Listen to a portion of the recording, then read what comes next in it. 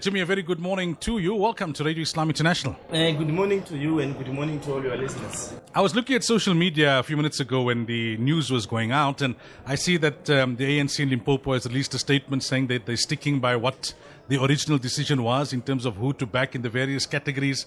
What necessitated that statement?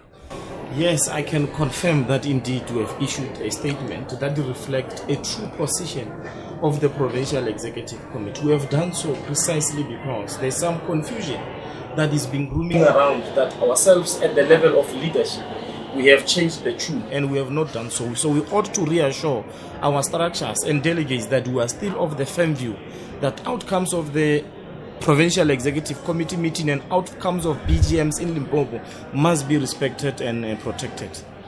Now, I see the Sunday Times is running with the story this morning where they've interviewed some delegates who are claiming and who are alleging that almost every delegate at conference has been offered money, to either vote one way or the other.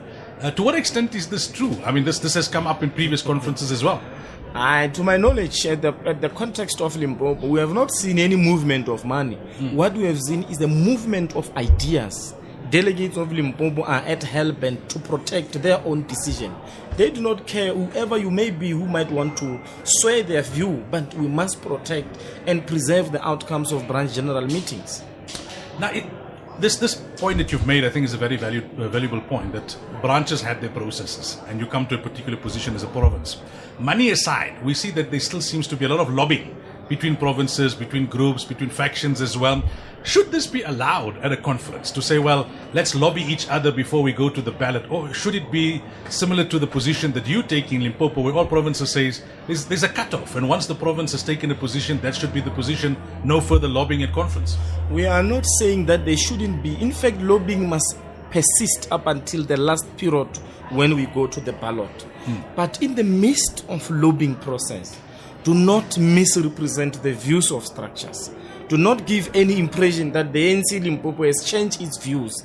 You may continue to lobby and be lobbied, but at no point, no matter how you may be tempted, never give any impression that we have changed our stance. Our stance remains the same, that we are supporting President Cyril Ramaphosa for second term. If we allow lobbying at a conference, is it not possible then that the wish and the will of the branches are undermined? Because there's a few delegates that come from the branch. If they are swayed, they then would vote otherwise to what the branch had decided. But even if that is the case, whether allowed or disallowed, branches has a duty to protect mandates that emanates from their branch general meeting. By the way, when delegates come here, they are merely representative. Of course, they can be lobbied, but at the center of our decisions and our conduct, we must protect what we have been sent here to do and nothing else. How's things unfolding this morning? We know that the conference is overall delayed. It was a late night last night, I think something around 2 o'clock. Has the voting started? Have the sessions started? Now people are going back to plenary. The provincial secretary of the ANC, Comrade Ruben Madaji, has met with at least more than 600 delegates from Limpopo province, wherein he is assuring them that as the ANC Limpopo, our position is still the same and is still one.